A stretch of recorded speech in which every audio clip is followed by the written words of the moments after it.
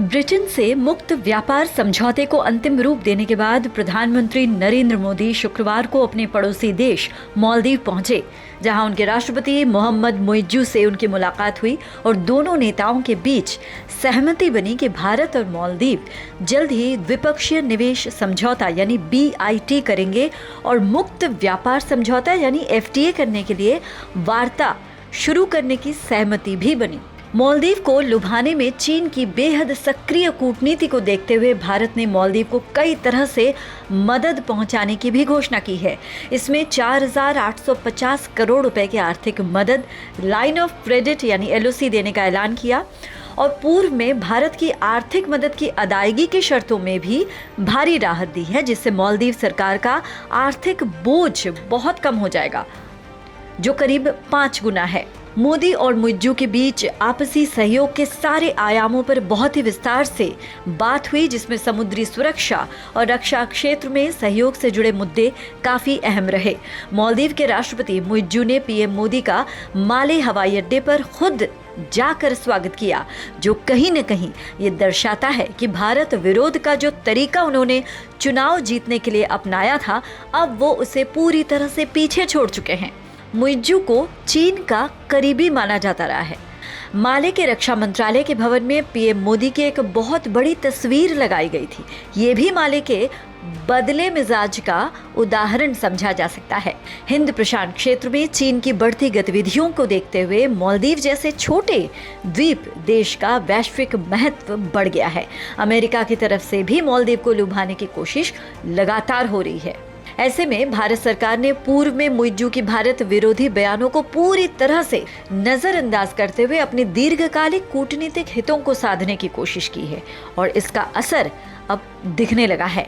PM Modi के साथ मुलाकात के बाद आयोजित प्रेस कॉन्फ्रेंस में राष्ट्रपति मुइज्जू ने न सिर्फ भारत की तरफ से मिलने वाले हर सहयोग को लेकर PM मोदी का आभार जताया, बल्कि ये भी कहा कि भारत मालदीव का सबसे करीबी पड़ोसी और भरोसेमंद मित्र है, जो आपदा और महामारी जैसे संकटों में हमेशा साथ खड़ा है। वहीं PM मोदी ने भी कहा कि भारत को मालदीव का सबसे भरोसेमंद मित्र होने पर गर्व है। हम सिर्फ पड़ोसी नहीं बल्कि सहयात्री भी हैं। भारत और मालदीव के संबंध सदियों पुराने हैं। हम पड़ोसी हैं, साझेदार हैं और जरूरत के समय साथ खड़े रहने वाले सच्चे मित्र हैं। जैसा मैंने पहले भी कहा है, मालदीव भारत की नेबरहुड फर्स्ट पॉलिसी में विशेष स्थान रखता है। हम दोनों ग्लोबल साउथ के साथी हैं। इंफ्रास्ट्रक्चर या फिर कैपेसिटी बिल्डिंग, मालदीव की विकास यात्रा के हर मोड़ पर भारत एक सच्चा साझेदार और सहयात्री रहा है। भारत और मालदीव का रिश्ता भरोसे की नींव पर टिका है और सद्भाव से चलता है। भारत ने मालदीव को एक बड़ी राहत ये भी दी है कि उसकी आर्थिक मदद की अभी जो अदायगी की जाती है उसका बोझ काफी कम कर दिया गया है।